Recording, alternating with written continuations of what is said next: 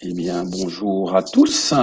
Il est d'usage de laisser 1 à 2 minutes pour les retardataires. Donc, je vais commencer par me présenter. Benoît Ravel, je dirige Datastorm nous vous présentons actuellement à l'écran, puisque nous allons parler aujourd'hui d'anonymisation, un livre blanc qui est en libre téléchargement sur notre site www.datastorm.fr. Ce livre blanc a été écrit majoritairement par Martin et Thibault, qui assureront l'animation de ce webinaire avec moi ce matin. Alors, je propose de laisser encore 1 petite minute maximum aux gens. Nous avons déjà un certain nombre de personnes connectées avant d'attaquer la suite.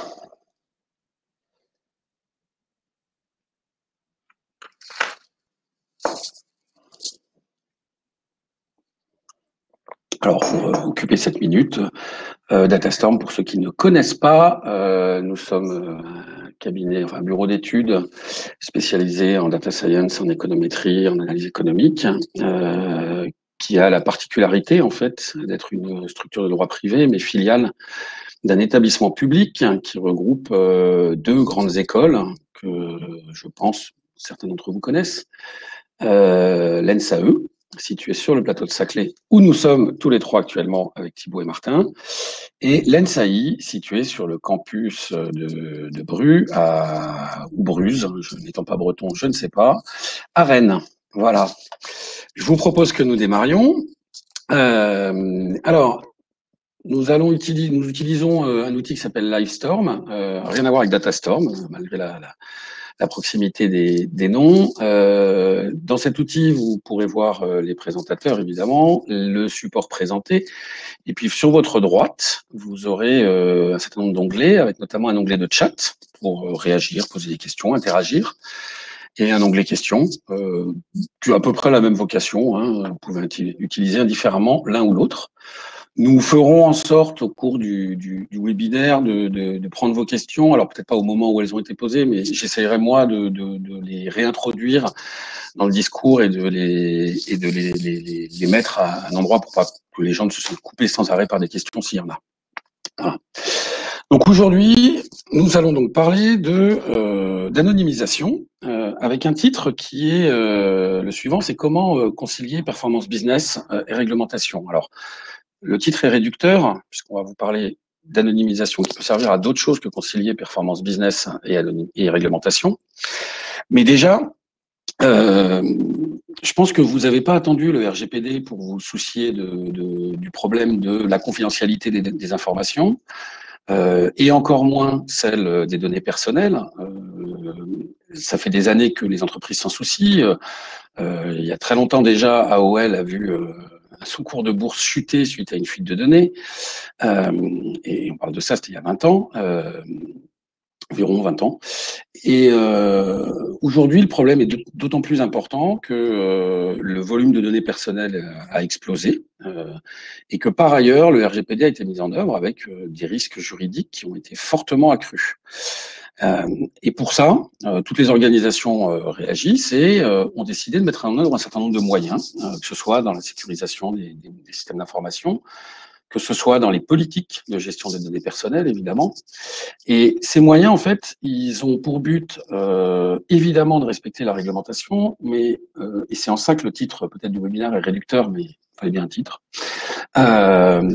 Au-delà de ça, je pense que vous êtes sensibles aujourd'hui. Je pense que vos clients et vos collaborateurs, vos partenaires attendent de vous une éthique dans la gestion des données. C'est un sujet qui devient de plus en plus fort. Une éthique dans la manière dont vous les exploitez, dans ce que vous en faites, donc dans les usages, mais également dans les moyens que vous mettez en œuvre. Et parmi ces moyens, aujourd'hui, on va se focaliser sur un moyen, qui est l'anonymisation des données. Alors, l'anonymisation des données, qu'est-ce que c'est ? Je vais commencer par vous dire ce que ça n'est pas. C'est que l'anonymisation des données, ça n'est pas la pseudonymisation. C'est-à-dire que prendre une base de données, considérer que j'ai un identifiant clair, par exemple un numéro de sécurité sociale, et que je vais le crypter avec une clé, ça n'anonymise en aucun cas un jeu de données. On va voir que l'anonymisation, elle va beaucoup plus loin, puisqu'elle a pour objectif, en fait, de supprimer toute correspondance entre les données que vous manipulez et les individus qui sont concernés par ces données. Alors, quand on parle d'individus, on va se focaliser, nous, sur les données personnelles, sur les individus. On va voir qu'on peut, enfin, le sujet peut concerner bien d'autres choses. Il peut concerner des entités, il peut concerner des activités, il peut concerner des produits. À partir du moment où vous avez besoin de gérer une confidentialité qui nécessite de ne pas pouvoir réidentifier les objets. Alors, l'anonymisation, ça n'est en aucun cas une réponse, et là j'insiste, une réponse complète à la gestion des données personnelles, des données sensibles. C'est complémentaire de tous les autres moyens que vous allez mettre en œuvre, qui vous sont soit imposés, soit que vous vous êtes imposés, que ce soit la sécurité informatique, que ce soit la traçabilité des accès, et on verra que celle-ci, même dans lequel l'anonymisation reste un sujet vraiment crucial. Que ce soit la garantie de non-transformation de vos données, enfin de non-corruption de vos données, et puis évidemment tout ce qui est le respect de la réglementation sur les durées de conservation et le respect des finalités que vous avez fixées sur vos données. Alors, pour ce webinaire, on va parcourir tout au long de notre présentation, qui va durer 45 minutes à peu près, hein, et puis on aura un peu de temps pour échanger et débattre. On va partir d'un cas d'usage fictif sur une base de données fictive, parce que pour anonymiser une base, il faut bien vous montrer ce qu'elle est quand elle n'est pas anonymisée. Et donc, évidemment, ça ne pouvait pas être une base réelle. Une base de données fictive que l'on a voulu, parce que on aime bien le côté ludique de la chose, être la base d'une société qui commercialise des montres connectées auprès d'utilisateurs qui ont des activités sportives et qui, avec cette montre connectée, vont récolter un certain nombre d'informations sur les activités qu'ils pratiquent, que ce soit du jogging, du vélo, de la natation, de la marche en montagne, etc. Enfin, peu importe. Mais également des données très sensibles, des données de santé, et puis des données de localisation. Alors, on ne va pas étudier toutes les données qui peuvent être collectées, on va s'intéresser à un certain nombre de ces données, et puis on va représenter les utilisateurs de ces montres par des petits bonhommes sur lesquels on va mettre un certain nombre de caractéristiques et qui vont nous permettre d'illustrer le propos de l'anonymisation, enfin de différentes techniques d'anonymisation. Alors, cette base de données, elle va contenir un certain nombre d'informations. On va voir que c'est le premier point à regarder quand on va parler d'anonymisation, c'est quelle est la nature des données dont je dispose, qu'est-ce que je peux en faire. Donc, ce qu'on voit ici, c'est qu'on a des données directement identifiantes. On a des données qui sont presque identifiantes. Martin vous reparlera de ceci juste après. On a des données sur ce que les gens font, les pratiques, leur activité principale, leur fréquence d'activité. Et puis, des données également, j'en ai parlé, des données de santé évidemment, alors qu'on a résumé ici avec des indicateurs qui pourraient être le résultat d'un score sur un risque de tachycardie ou un risque d'hypertension, en fonction des données mesurées, et puis des données relationnelles. Et ce qu'on imagine, c'est que la société Margin, qui est l'anagramme d'une société bien connue d'ailleurs, veut partager sa base de données avec un partenaire qui pourrait être par exemple un laboratoire de recherche, qui pourrait être un laboratoire du CREST, notre maison mère par exemple, pour faire des études sur ces données, et notamment des études sur les risques de santé, la communication que l'on peut faire en vue de campagne marketing et en travers de différents canaux. Donc on a également ici récupéré des éléments sur les réseaux sociaux suivis par les personnes. Voilà. Alors, au cours de cette présentation, après avoir vu un peu comment on manipule ces données et quelle en est l'approche, on va s'interroger, on va vous présenter deux techniques d'anonymisation très spécifiques. La première qui permet d'anonymiser un jeu de données en vue de le partager, donc qui répond complètement au cas d'usage que je viens d'évoquer. Et la deuxième, ça s'appelle la K-anonymisation, hein, mais ils vous expliqueront ce que c'est, Thibaut et Martin. Et la deuxième, qui est plus de se dire, je veux anonymiser des résultats de requête. Voilà, ce qui est une autre logique complémentaire de la première. Et Martin, je te laisse la parole. Oui, bonjour à tous. Donc, j'espère que vous avez bien en tête notre cas d'usage. La première chose à faire quand on s'intéresse à une problématique d'anonymisation, c'est d'étudier les données. Donc, Benoît vous a dit qu'ils sont assez diverses en matière de forme. On a des dates, des valeurs quanti, des valeurs quali, et sont aussi diverses en termes de confidentialité. Dans un premier temps, on a toute une catégorie qui s'appelle les identifiants directs. Ici, c'est le nom et le prénom. On aurait pu imaginer qu'on ait l'email ou le numéro de téléphone. Pour ce type de variable, il y a deux solutions. Soit on va les pseudonymiser, mais ça n'a de sens que si on a plusieurs lignes par individu, soit on va supprimer la variable. Dans notre cas précis, ce sera une suppression de la variable. La pseudonymisation n'a de sens que si on veut vraiment garder des liens entre plusieurs lignes de notre base de données. Deuxième type de variable, les caractéristiques quasi-identifiantes, qui, prises à part, ne permettent pas de réidentifier l'individu, mais nos caractéristiques le rendent tellement uniques que plusieurs variables permettent de réidentifier. D'ailleurs, 87% des Français peuvent être identifiés par leur code postal, le sexe et la date de naissance. Donc là, vous avez sous les yeux les différents exemples de caractéristiques quasi-identifiantes que nous avons ici. Nous verrons que le jeu pour anonymiser, c'est de généraliser ces variables. Je vous en dévoile pas plus pour le moment.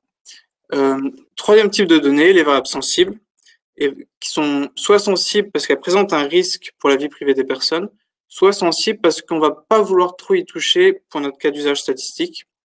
Et donc, on va possiblement faire un peu de modification sur cette donnée, éventuellement faire un recodage, produire un score. On pourrait imaginer là un score d'interaction sociale ou un score plus médical, type Charlson.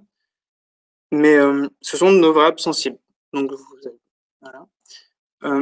Deuxième question maintenant, c'est de se dire, parmi ces informations qu'on connaît des individus, lesquelles vont pouvoir être utilisées par un éventuel attaquant pour réidentifier la personne.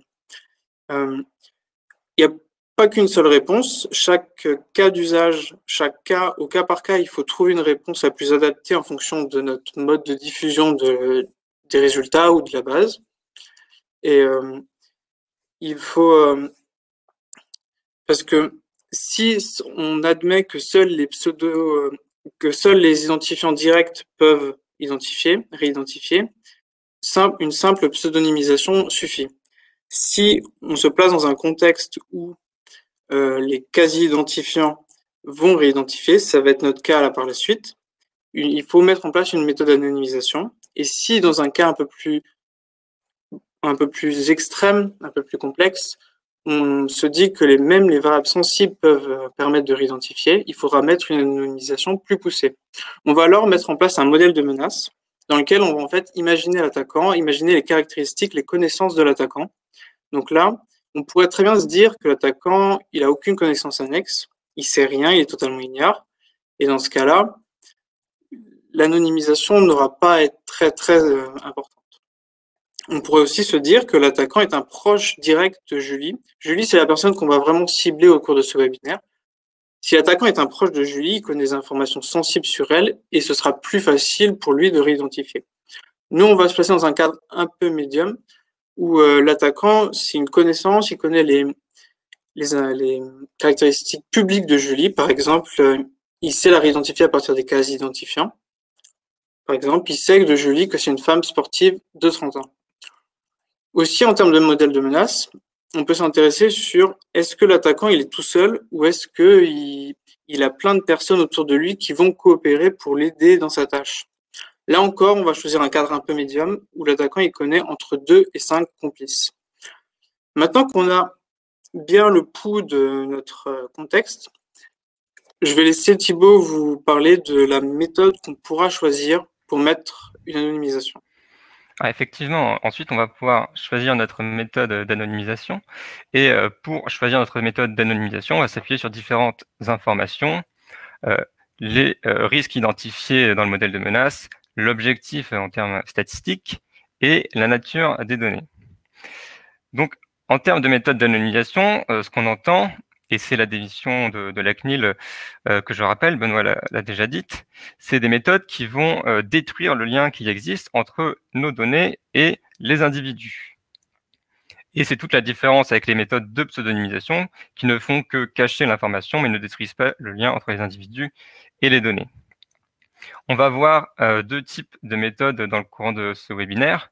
Une première méthode qui fait partie des méthodes de la famille de généralisation et d'agrégation, et une seconde méthode qui fait partie de la famille des méthodes de randomisation. La première méthode qu'on va voir, c'est le K-anonymat. Le K-anonymat, c'est une méthode qui consiste à créer des groupes d'individus au sein de notre population. Ces groupes, ils sont formés d'individus proches par rapport à leurs différentes variables. Et une fois qu'on a créé ces groupes, eh bien, on va soit généraliser, soit agréger l'information de manière à avoir un individu moyen pour le groupe, qui pourra être déterminé soit par des intervalles. Mettons que j'ai 3 individus qui ont 35, 40 et 45 ans. L'individu moyen du groupe, ce sera un individu d'âge entre 35 et 45 ans. Seconde méthode, qui cette fois-ci n'est plus la généralisation, mais de l'agrégation. Au lieu de prendre un intervalle, je prends la moyenne pour mes variables quantitatives. Donc là, ce serait par exemple 40 ans. Et pour mes variables qualitatives, je prendrai la modalité qui revient le plus, donc le mode. C'est cette première méthode qu'on verra dans la partie suivante. La seconde méthode qu'on verra dans le courant de ce webinaire, c'est la méthode de la confidentialité différentielle. Alors, la différence de la méthode de la canonimisation, ce n'est pas une méthode qui va nous permettre de diffuser une base de données. Là, ce qu'on va faire, c'est qu'on va anonymiser directement les résultats de requête. Donc, ça répond à un niveau, par exemple, à des contraintes de sécurité plus élevées. On ne souhaite pas diffuser les données directement parce que l'information est trop sensible. Alors, on se dit qu'on va plutôt diffuser le résultat de requêtes qui mettent en avant moins d'informations. Si le modèle de menace qu'on a imaginé s'avère être trop élevé, même pour la canonimisation, eh bien, on peut aussi décider de renforcer notre canonimisation. Et donc, on voit qu'il y a plusieurs niveaux de canonimisation, la diversité, la T-proximité. Chacun de ces niveaux va ajouter une contrainte à notre méthodologie et donc renforcer le niveau de sécurité et en même temps dégrader un tout petit peu plus l'information, mais ça répondra à des besoins relatifs à l'étude et qu'on ne pourra pas laisser de côté. Donc, on va tout de suite commencer avec la méthode de K-anonymisation. Alors oui, je rappelle que cette méthode, elle a pour objectif de permettre de transformer un jeu de données et on va pouvoir diffuser ce jeu de données, enfin le diffuser à un partenaire, par exemple, de manière à s'éliminer tous les risques qu'on pourrait avoir, qu'ils soient juridiques ou autres d'ailleurs, il peut être concurrentiel, industriel, mais on va chercher à supprimer le lien entre l'individu et les données, de manière à être sûr qu'on ne peut plus réidentifier. Et cette méthode, en fait, ça n'est qu'une méthode parmi d'autres. Et peut-être... en fait, on va voir qu'on en verra plusieurs. La question pourrait se poser de est-ce qu'on peut combiner ces méthodes, les différents ingrédients que vous venez de présenter, je sais pas, Thibaut ou Martin, est-ce qu'on peut les combiner globalement pendant une technique d'anonymisation, pendant une méthode d'anonymisation en fait? Alors, on peut tout à fait combiner différentes méthodes d'anonymisation. Là, par exemple, on va mettre en place une canonimisation, ce sera notre brique principale. Mais en amont de la canonimisation, on va voir qu'on va modifier légèrement chacune de nos variables. On va mettre en place des méthodes d'anonymisation directement sur les variables. Par exemple, on va en généraliser certaines, on va en combiner certaines pour réduire le nombre de variables de notre base de données et faciliter notre anonymisation. Tout ça, ça va constituer une méthode globale, mais elle repose bien sur plusieurs briques. Et donc là, notre brique principale, ce sera la canonimisation. Ok, bah voyons tout de suite ce que c'est.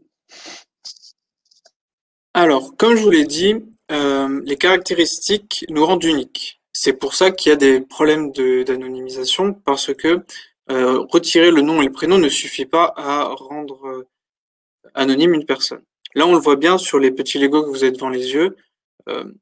Si on combine sexe, la pratique du sport et puis l'âge, on peut réidentifier les individus. Donc, la canonimisation, c'est un ensemble d'actions qui vont être prises pour appliquer un K-anonymat. Et un K-anonymat, c'est une situation où chaque personne est anonyme dans un groupe de K personnes.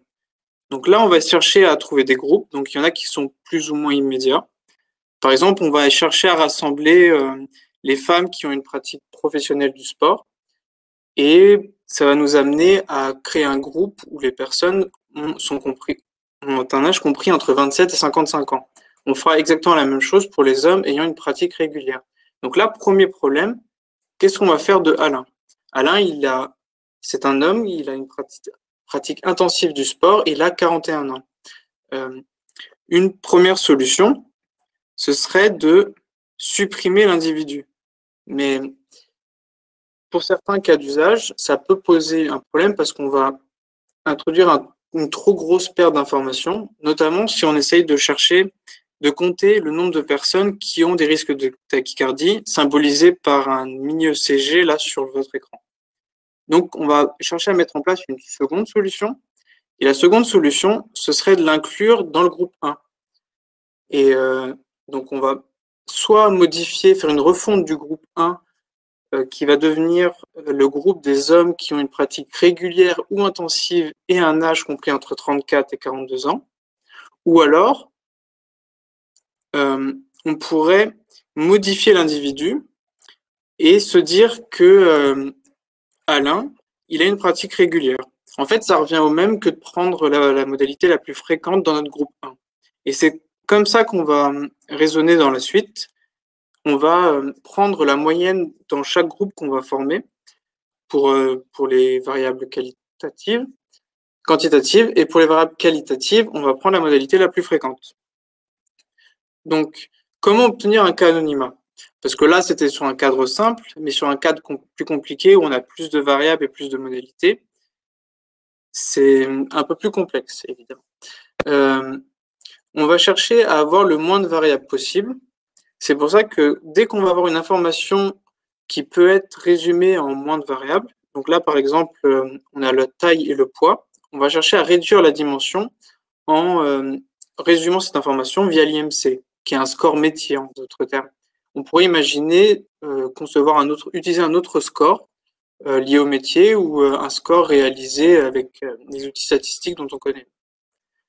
On pourrait aussi utiliser des techniques de réduction de la dimension, je pense particulièrement à l'analyse en composantes principales. Donc, on va jouer, grâce à ça, sur la précision des variables des caractéristiques quasi identifiantes, et on va pouvoir créer des groupes de taille variable plus ou moins grande, et on gardera à la fin la moyenne ou la modalité la plus fréquente dans le groupe. Donc maintenant qu'on a fixé les variables de notre base de données, on va pouvoir passer au paramétrage de la K-anonymisation. Première question, est-ce qu'on garde toute notre base de données ou est-ce qu'on va prendre seulement une partie de nos données, c'est-à-dire un échantillon, donc appliquer un taux d'échantillonnage? Cette question, il faut se la poser parce que si notre base de données fait partie d'une population d'individus connus, eh bien, si je garde l'ensemble de mes observations, une fois qu'elle sera anonymisée, quelqu'un qui souhaite repérer un individu dans la base de données sera certain de pouvoir trouver cet individu dans les données. Il aura une information supplémentaire pour le retrouver. L'idée du taux d'échantillonnage, c'est de prendre seulement un échantillon de manière à renforcer la sécurité de notre base de données. Et ça, c'est quelque chose qui va être beaucoup mis en avant, notamment par la CNIL, quand elle homologue une méthode d'anonymisation. Souvent, elle demande un taux d'échantillonnage qui est assez élevé, couplé bien sûr à la méthode d'anonymisation. Alors, quel va être l'impact de cet échantillonnage? D'abord, sur les statistiques qu'on va réaliser, ça va légèrement diminuer la précision, mais finalement, on ne va pas perdre grand-chose avec un taux d'échantillonnage de l'ordre de 50%. On va perdre en précision à peu près quelques pourcents seulement sur nos statistiques. Donc, a priori, ça va pas gêner les analyses. Ça va aussi avoir un impact sur les groupes d'anonymisation. Alors là, évidemment, si on a moins d'individus dans notre base de données, on va avoir des individus dans l'espace des données qui seront plus éloignés les uns des autres. Et donc, on va former des groupes un peu moins homogènes et les individus des groupes seront tout simplement un peu plus éloignés de leur individu moyen. Maintenant qu'on a fixé nos données, on va pouvoir passer au paramétrage à proprement parler. Et pour valider la canonimisation, on va s'intéresser lors du paramétrage à des indicateurs de qualité. Ce qu'on va faire, c'est qu'on va comparer les résultats avant anonymisation et après anonymisation pour s'assurer que les données n'ont pas été trop dégradées et qu'elles sont toujours utilisables. Ce qu'on peut faire, par exemple, c'est comparer des distributions de variables. Ça peut être des corrélations selon les analyses qu'on va réaliser. On peut aussi étudier l'homogénéité des groupes. Là, ce qu'on va faire, c'est qu'on va prendre nos variables et on va regarder la proportion d'individus dont la valeur a changé. Et on va prendre comme exemple, pour commencer, la variable pratique déclarée. Donc, est-ce qu'ils ont une pratique intensive, occasionnelle, régulière ou professionnelle? Et une modification, ce sera par exemple passer d'une pratique occasionnelle à un groupe dont l'individu moyen a une pratique régulière. Ça, on va l'utiliser pour choisir notre niveau de canonisation à travers le paramètre K, donc le nombre d'individus dans chacun des groupes. Plus le nombre d'individus dans chacun des groupes est élevé, plus nos individus sont protégés. Mais en même temps, plus on dégrade la qualité des données. C'est ce qu'on voit sur notre graphique. On voit que jusqu'à K égale 25, on a un taux de modification de notre variable pratique déclarée qui est de un peu moins de 2%. Donc ça veut dire que pour 98% des individus, la variable n'a pas été modifiée. Dans le cadre de cette étude, nous, on s'est fixé comme objectif d'avoir un taux de modification qui ne dépasse pas les 1 ou 2% pour choisir notre cas. Donc, on a réalisé nos tests sur l'ensemble des variables et on obtient un compromis de K égale 20. Donc, on va former des groupes de K individus. Dans chacun des groupes, chaque individu sera identique à au moins 19 autres individus, ce qui va garantir la protection au niveau individuel. Maintenant, quel impact ça a sur nos données? Eh bien, ce qu'on voit, c'est que avant et après anonymisation, finalement, si on regarde le risque de tachycardie pour nos individus en fonction de leur pratique déclarée, on va voir que la modification, elle est très légère, elle n'entrave pas les analyses et l'ordre des modalités est tout à fait respecté. Donc à ce niveau-là, la canonimisation n'a pas eu un impact, n'a pas eu trop d'impact sur nos analyses. Il n'y a pas de souci de ce côté-là. Et du point de vue des individus, donc là on a représenté 4 individus du groupe de Julie, donc notre cycliste professionnel, avant anonymisation et après anonymisation. Ce qu'on voit avant anonymisation, c'est que l'ensemble des individus de ce groupe avaient tous les mêmes modalités de variables pratiques déclarées et activités pratiquées. Donc, c'est tous des professionnels du cyclisme. Ce qu'on voit également, c'est que leurs dates de naissance sont relativement proches et c'est la même chose pour leurs variables quantitatives comme l'IMC. Donc la variable, finalement, l'individu moyen, les valeurs de l'individu moyen sont très proches de celles des individus du groupe original. Donc à ce niveau-là, nos individus sont protégés. Du point de vue des quasi-identifiants, ils sont identiques à 19 autres personnes. Et mettons que dans le groupe, un individu présente un risque de tachycardie, eh bien, il sera impossible de découvrir quel est cet individu au sein du groupe, puisque du point de vue des quasi-identifiants, il est identique à 19 autres individus. Donc, l'anonymisation, ça va être une technique relativement facile à mettre en œuvre, mais qui offre des résultats qui ne remettent pas en cause la pertinence des analyses. Et donc, à ce niveau-là, c'est une technique tout à fait intéressante. Alors, effectivement, tu disais là que Julie était protégée, mais si par exemple dans le groupe de Julie, tu avais 100% de tachycarde et que je suis dans ton modèle de menace où je connais l'âge de Julie et le fait qu'elle soit professionnelle, on est bien d'accord que là je trahis l'anonymisation, c'est-à-dire qu'elle, du coup, elle n'est plus anonymisée. Tout à fait. Alors ça, c'est un cas contre lequel il faut se prémunir. Alors pour ça, soit on va vérifier que chacun de nos groupes ne présente pas ce problème, faire des groupes éventuellement avec plus d'individus, mais sinon on peut tout simplement rajouter une contrainte pour faire en sorte que dans chaque groupe, il y ait un certain nombre d'individus de chaque modalité pour les variables sensibles. Ça, c'est une possibilité tout à fait courante. Ok, n'hésitez pas encore une fois à interagir. Ah bah tiens, je vois qu'il y a une question qui était à peu près celle que je venais de poser. Donc on y a répondu. Alors si Là, on voit qu'on a mis en place une méthode qui nous permet d'anonymiser un jeu de données pour le retransmettre, pour le partager, pour proposer des analyses. Par moment, en fait, on peut se retrouver dans une situation où on a un grand nombre d'utilisateurs, par exemple, tout un service d'études marketing. Alors, peut-être pas chez Margin, mais imaginons que dans la société La Pomme, on vend également des montres connectées, et que là, on est un service d'analyse avec, je sais pas, 120 data scientists, 120 data analysts qui veulent exploiter ces données-là, mais qui ne peuvent pas chacun avoir un jeu de données, évidemment, parce que ça poserait des problèmes. Et donc, on va changer de méthode. Et pour changer de méthode, en fait, on va l'idée, c'est de leur dire, vous allez pouvoir obtenir des statistiques sur une base de données au travers de requêtes, mais ces statistiques garantiront l'anonymat. Alors, on va vous expliquer pourquoi, mais obtenir une statistique sur une base de données, par exemple, quelle est la proportion d'hommes ou la proportion ou l'âge moyen dans une requête filtrée, on se dit que ça conserve l'anonymat, mais en fait, cet anonymat, il peut être rompu à partir du moment où je croise des choses. Donc, on va utiliser et on va vouloir peut-être outiller pour que l'ensemble des analystes aient accès à de l'information, un portail qui va leur permettre d'extraire de l'information. Cette information, on va la modifier de manière à ce qu'il n'y ait plus de risque de réidentification. Donc là, on est dans un autre paradigme. On n'est plus en train de changer le jeu de données. On est en train de modifier les réponses qu'on apporte à un utilisateur quand il interroge ce jeu de données. Alors, donc, présenter à l'utilisateur ce portail, cette application, ça prend juste la forme d'un moyen d'interroger, un niveau d'abstraction pour interroger une base de données, où les interrogations vont être limitées. On va pas pouvoir faire autant de requêtes que l'on veut. On va avoir un budget qui va permettre de restreindre le nombre d'interrogations qu'on pourrait vouloir faire.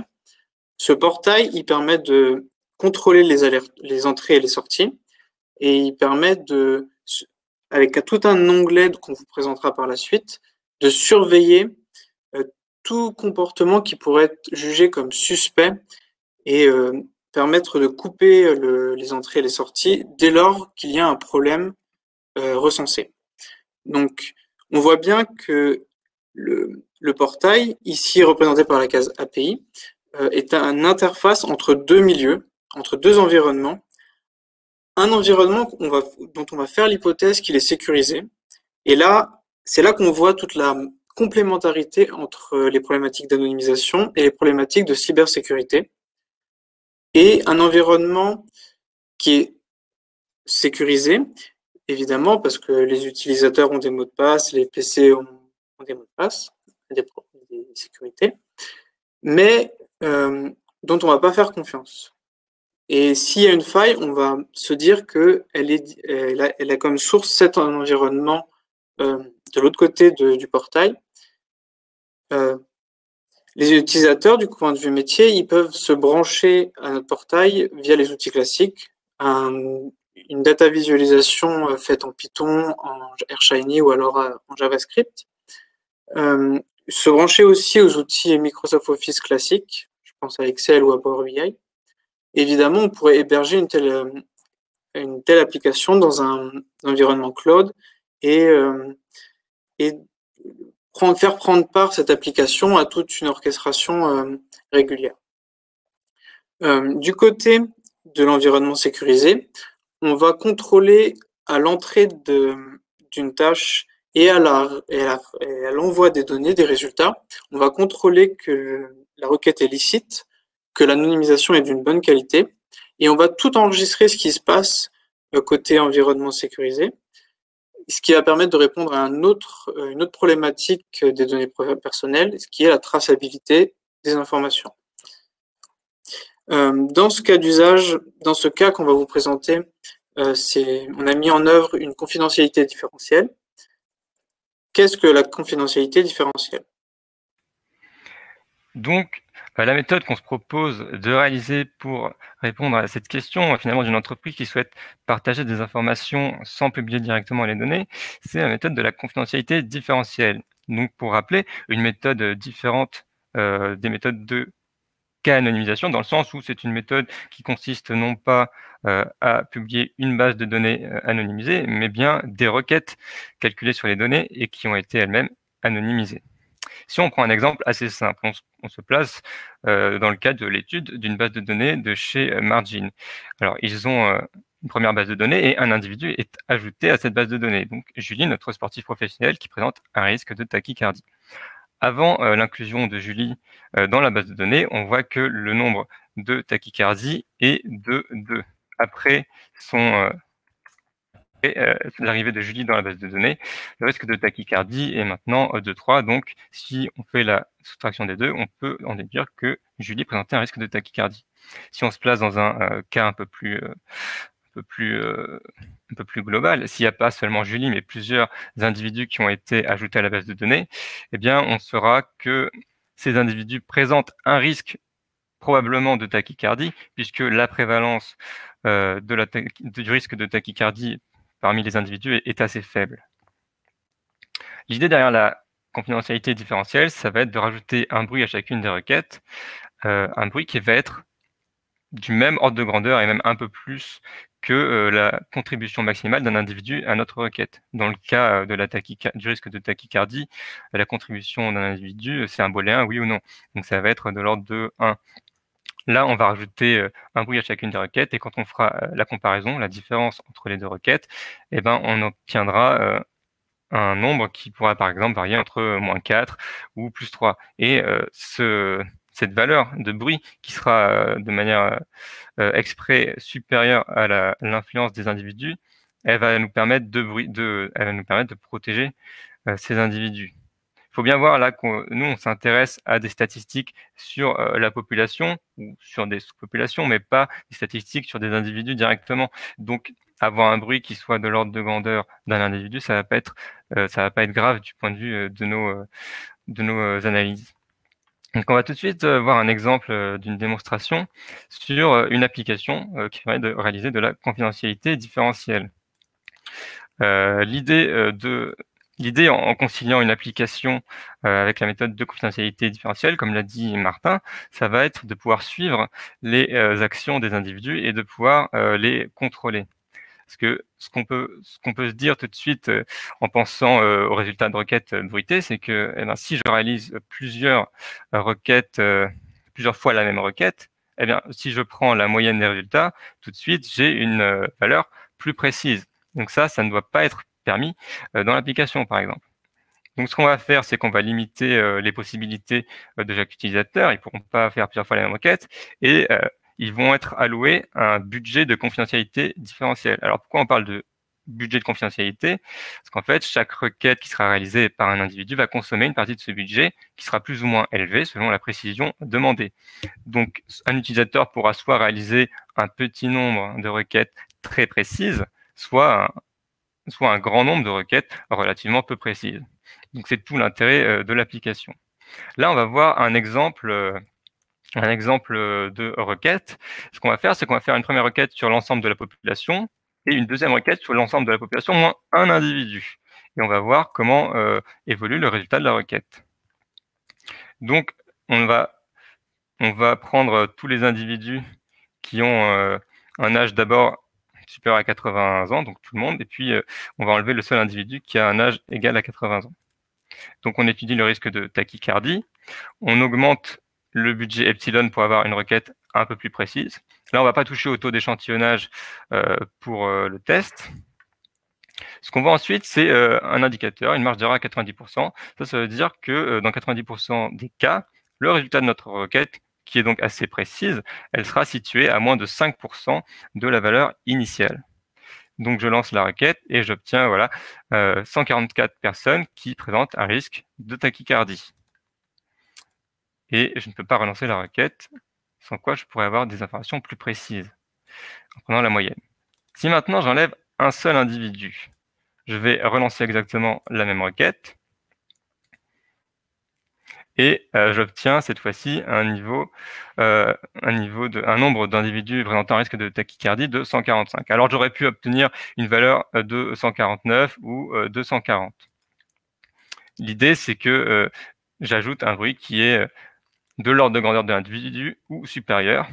Donc voilà, je retrouve mes résultats ici. Et ce bruit qui est ajouté aux données donc, permet de protéger les individus, mais ne gêne pas l'analyse des données, puisque on consulte des analyses sur des agrégats, c'est-à-dire des sous-populations qui concernent plusieurs individus et non pas un seul individu. Et c'est ce qui fait l'intérêt de cette application. Donc on va maintenant revenir rapidement sur l'intérêt du monitoring dans le cadre d'une telle application. Alors oui, dès lors qu'on déploie un moyen pour pouvoir accéder à de la donnée, il faut qu'on surveille notre infrastructure.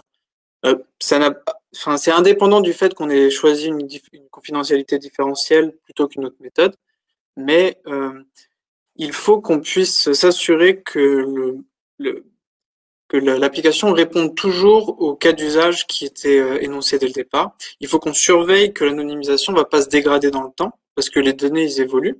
Et donc, peut-être qu'une stratégie qui avait été prévue à un instant T ne sera plus du tout la même quelques mois après.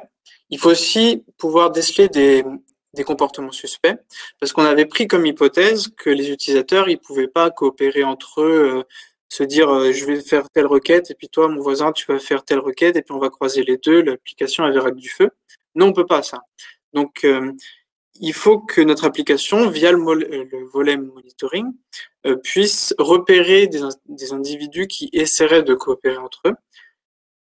Et en fait, tout l'intérêt du monitoring, c'est de représenter la situation d'une autre manière afin de essayer d'avoir un contrôle, un plein contrôle sur l'information qui est sortie de notre infrastructure depuis qu'on l'a déployée et essayer de voir, essayer de pressentir à un moment donné où il y aurait une fuite de données.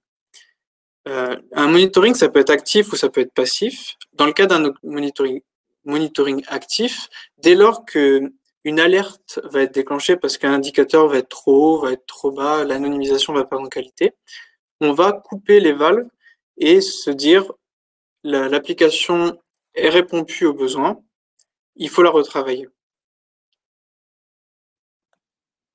Alors, on va revenir sur ces éléments de monitoring, mais avant, il y avait un des participants qui demandait, alors on revient un petit peu en arrière sur la canonimisation notamment, le détail est peut-être un peu des méthodes, et notamment il évoquait les méthodes Mondrian.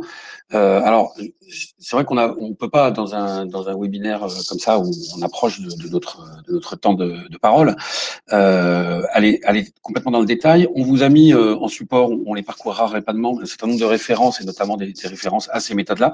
Et peut-être, je sais pas, Thibaut, tu peux en dire un mot? Oui, alors effectivement, il y a plusieurs méthodes. Il y a déjà plusieurs méthodes pour réaliser une anonymisation, mais par exemple, dans le cas de la canonimisation, il existe plusieurs algorithmes qui permettent d'obtenir une canonimisation. Il va y avoir certains algorithmes, alors il y en a qui sont un peu plus performants que d'autres parce qu'ils ont été imaginés un peu plus tard, mais globalement, les différentes méthodes, elles vont avoir comme différence qu'elles vont avoir un impact différent sur les données. Donc effectivement, il y a la méthode de Mondrian, qui est du recodage, qui va pouvoir permettre de réaliser une canonimisation. Il y a des méthodes qui sont plus adaptées pour réaliser des problématiques de classification, d'autres plus adaptées pour des problématiques de régression, et de régression ou de classification, ça dépend. Nous, dans notre cas, on a utilisé la méthode dite MDAV, donc c'est une méthode de clustering qui a l'avantage de donner des résultats assez performants et qui est une méthode assez générale. De la même manière, on peut utiliser différentes méthodes pour les contraintes qu'on va ajouter à la canonimisation. Pour la L-diversité, par exemple, qui traite du nombre de variables sensibles dans chacun des groupes, du nombre de modalités des variables sensibles dans chacun des groupes, on va avoir différents algorithmes qui permettent d'y arriver. Donc c'est quelque chose qui se fait au choix selon l'objectif de l'étude, selon les analyses qu'on souhaite mettre en place. D'accord. Et Et quand tu dis, alors effectivement, ce que je comprends, c'est que c'est pas immédiat. Ça, c'est le premier élément dans ta réponse. Ce que je comprends aussi, c'est que finalement, c'est des outils mathématiques assez standards qui ont été adaptés pour répondre à ce besoin-là. Mais globalement, est-ce que toutes les données peuvent être anonymisées? C'est-à-dire, quelle que soit ma base de données, est-ce que j'ai pas des spécificités ou des méthodes qui s'adaptent mieux à certains types de données qu'à d'autres? Alors effectivement, encore une fois, la méthode, quand on va mettre en place une anonymisation, ça va se faire au cas par cas, en fonction à la fois du cas d'usage, des données, du niveau de sécurité attendu. Après, est-ce que toutes les données sont égales, entre guillemets, en matière d'anonymisation? Non. On va avoir des données tabulaires classiques avec une seule référence à un individu dans la base de données. Ça va pas être la même chose qu'une base de données avec plusieurs références à un individu. Là, on aura un niveau de sécurité qui sera nécessairement plus élevé. Et si on parle des données spatiales, par exemple, ou spatio-temporelles, là, on a des données qui sont très compliquées à anonymiser. Donc, on ne peut pas utiliser des méthodes d'anonymisation standard. Pour ces données-là, bon, il y a des études qui sont en cours de publication. C'est des méthodes, c'est des cas particuliers qui sont fortement à l'étude. Donc, il existe des méthodes, pour l'instant plutôt coûteuses pour les anonymiser. Mais après, c'est une réflexion, encore une fois, au cas par cas. On peut peut-être trouver des optimisations qui permettent d'arriver à une méthode qui n'est pas trop coûteuse en termes de qualité de données. Ça dépend beaucoup du cas d'usage, encore une fois. Ok. Je reviens un peu sur le monitoring. Indépendamment du cas d'usage qui était présenté là sur cette application pour des requêtes, on a vu dans le premier cas, on pouvait anonymiser une base de données. Est-ce que je peux finalement avoir différentes versions anonymisées d'une base de données? Et puis, est-ce que du coup, je peux les conserver indéfiniment, c'est-à-dire d'un point de vue réglementaire? Je sais pas, Martin, Thibault, vous choisissez. Hein. Bah voilà, Martin. En général, c'est assez dangereux d'avoir plusieurs versions anonymisées d'une même base, d'une même table, parce que les risques de croisement sont grands. Deux anonymisations différentes, on va pouvoir essayer de croiser les individus et puis pouvoir réidentifier. Après, certaines manières, par exemple la confidentialité différentielle, est justement prévue pour que deux requêtes assez proches ne puissent pas permettre de réidentifier un individu. Ok. Et sur la durée de conservation, en revanche, si j'ai une base de données anonymisée et que je suis sûr qu'elle ne peut pas être croisée avec une autre, par contre, là, réglementairement, je peux les conserver. On tombe dans l'archivage non limité, à mon sens. Ok.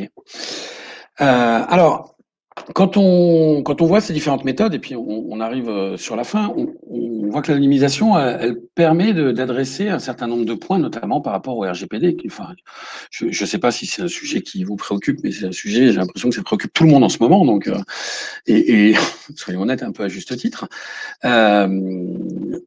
Ça va permettre d'apporter des réponses. Alors, ça permet d'apporter des réponses, notamment, comme vient de le dire Martin, pardon, excuse-moi, comme vient de le dire Martin, ça va permettre, en supprimant le lien entre la donnée et l'individu, de s'affranchir du problème de durée de conservation. De la même façon, puisque on n'est plus sur le statut de la donnée n'est plus un statut de données personnelles, puisqu'on a totalement supprimé ce lien, ce qui décide d'être monitoré, encore une fois. Enfin, on n'insistera jamais assez, je pense, sur la nécessité de monitorer et qu'on n'anonymise pas une fois pour toutes. Ça va permettre aussi de s'affranchir du problème des finalités, et notamment de pouvoir mener des études avec des finalités différentes que celles qui avaient été obtenues par la base d'un consentement initial. L'anonymisation, encore une fois, ça n'est pas une réponse à tout. Alors, je vais dire qu'on est un peu lourd, mais c'est parce que faut pas penser que grâce à l'anonymisation, je peux m'affranchir de tout, et notamment pas des problèmes de traçabilité. On vient d'en parler, des problèmes de sécurité, et on voit que plus généralement, un sujet global, c'est comment je monitore tout ça. Et comment je monitore tout ça, c'est un sujet beaucoup plus large que simplement celui lié à l'anonymisation. Et alors, nous allons bientôt faire un webinaire, auquel nous vous reconvierons tous, si vous le permettez, sur le problème du monitoring, et notamment le problème du monitoring de tout ce tout ce qui est exploitation en data science, donc les modèles de machine learning, avec la détection de ce qu'on appelle les data drift, désolé pour le gros mot, mais qui est cette façon dont les données sont en train de glisser, parce que le contexte évolue. Je pense que cette année, on a vu un certain nombre de données glisser, hein, on les a vues de près, avec ce que l'on est encore en train de vivre. Et ces data drift, il va falloir les anticiper, les détecter pour être sûr de ne pas faire reposer nos modèles ou nos décisions sur des modèles qui ne seraient plus valides. Et ça, nous ferons un webinaire spécifique là-dessus. Avant peut-être j'avais encore quelques questions, puis peut-être des réactions dans le chat sur lequel je reviendrai. Juste, on vous a mis dans le support, hein, que vous aurez un certain nombre de références. Je les passe très rapidement, hein, quelques liens. Évidemment des packages R. Et des outils biblio, enfin des références bibliographiques pour ceux qui veulent aller vraiment plus loin. Et les traitements qu'on a pu mettre en place, un certain nombre de fonctions, sont disponibles également sur notre GitHub ouvert, avec des fonctions d'anonymisation implémentées en R, je pense, peut-être en Python. Enfin, je sais pas comment on fait les deux. En l'occurrence, là, ça va plutôt être du R, si j'en crois les packages qui sont au-dessus. Alors, il y a un certain nombre de questions. Il faut que je les lise. Alors, on a une question très spécifique, puisqu'il y a eu l'analyse du texte du type résultat d'un algo speech to text sur les enregistrements vocaux d'appels clients. Ouais, effectivement. Alors, le speech to text qui permet effectivement de savoir si, de mesurer la satisfaction client. Et le problème, c'est que dans la retranscription, on va avoir des données extrêmement identifiantes, puisqu'on va avoir, comme le dit Ashraf, bonjour Madame Dupont, par exemple. Même si Dupont, c'est pas le plus identifiant. Sur ce cas précis, Martin, Thibault, peut-être des réactions par rapport à ça, si vous en avez, hein. On n'est pas obligé d'avoir une réponse à tout, hein. Non, alors effectivement, j'ai pas connaissance de méthodes qui soient extrêmement performantes à ce niveau-là. Je pense que pour analyser ce type de données, ce qu'il faut en amont, c'est peut-être faire un pré-processing des données pour enlever toutes ces références, justement avant d'entamer la phase d'anonymisation à proprement parler. Comme ce qu'on a fait nous pour nos données, on a fait un pré-traitement, on a enlevé les identifiants directs, on a enlevé on a simplifié certaines variables. Bon, là, je pense que c'est plutôt une phase de pré-traitement qui serait à mettre en place avant une méthode d'anonymisation. D'accord, ou la méthode d'anonymisation dite de suppression qui était évoquée, qui était un des outils. Oui. Ce qui revient à ça. Okay. Après, peut-être qu'on aboutira à des méthodes qui permettront de faire ce type d'analyse directement, mais en tout cas, j'en ai pas connaissance actuellement. Ok. Alors, Dominique nous dit aussi, alors là je vais peut-être répondre, alors je vais faire une demi-réponse, que la durée de conservation, elle n'est pas laissée à l'appréciation du responsable, mais c'est ce qui a été déclaré aux personnes concernées et notamment dans le cadre du RGPD, dans le cadre des consentements. Alors, je suis pas juriste, donc je vais faire une réponse qui sera réservée. Cela étant, à partir du moment où le jeu de données a été correctement anonymisé et qu'il n'y a plus aucun lien entre entre les données du jeu anonymisé et la personne, a priori, elle perd son statut de données, la donnée perd son statut de données personnelles. Encore une fois, c'est une analyse. Je pense que d'autres juristes auraient peut-être un autre point de vue, donc je ne veux pas rentrer dans un débat juridique, et qu'à ce titre-là, elle n'est plus forcément concernée par le problème de la durée de conservation et qu'elle peut donc être conservée en archive active. Et si je peux ajouter quelque chose, Benoît? Ouais, vas-y. Alors c'est vrai qu'on parle de suppression du lien entre les données et les individus. Dans la pratique, on va plutôt parler de contrôle du lien entre les données et les individus, parce que on va pas forcément supprimer tout le lien qui existe entre les données et les individus. Dans le cas de la canonimisation, on réalise des groupes d'individus, donc il y a toujours des possibilités d'inférence qui vont être plus ou moins élevées selon que la taille du groupe est grande ou pas. Donc on parle plutôt de contrôle du risque. Merci. Alors, est-ce qu'il y avait d'autres questions? Non, il y a des remerciements. Merci pour les remerciements. Puis on va arrêter là la chaîne. Je ne sais pas s'il y a d'autres questions. De toute façon, on arrive bientôt au créneau, mais je vois qu'il y a des gens qui sont en train de taper des messages. Donc, on va attendre un tout petit peu là-dessus, parce que ce serait dommage de ne pas prendre les messages des gens qui tapent. Autant qu'ils n'ont pas fini de taper, je ne peux pas voir.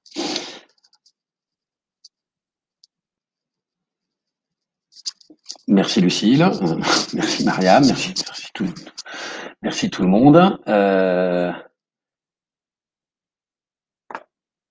Bon, bah écoutez, si nous n'avons plus de questions. Ah, comment pourra-t-on disposer du diaporama? Bah oui, très bonne question, merci Dominique. C'est un peu mon rôle de vous le dire. Alors, ce diaporama ainsi que la retranscription complète de ce webinaire, hein, c'est-à-dire l'enregistrement de tous nos échanges, seront disponibles sur notre site d'ici la fin de la semaine au plus tard. Le temps de compiler tout ça et de les mettre, enfin de compiler, de les récupérer et de les mettre en ligne. Voilà.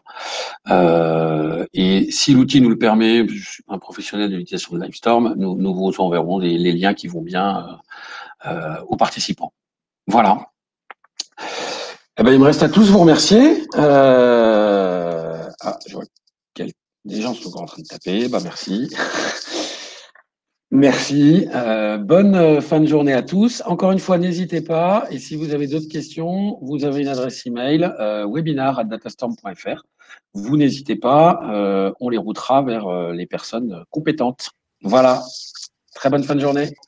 Bonne journée à vous. Merci, au revoir.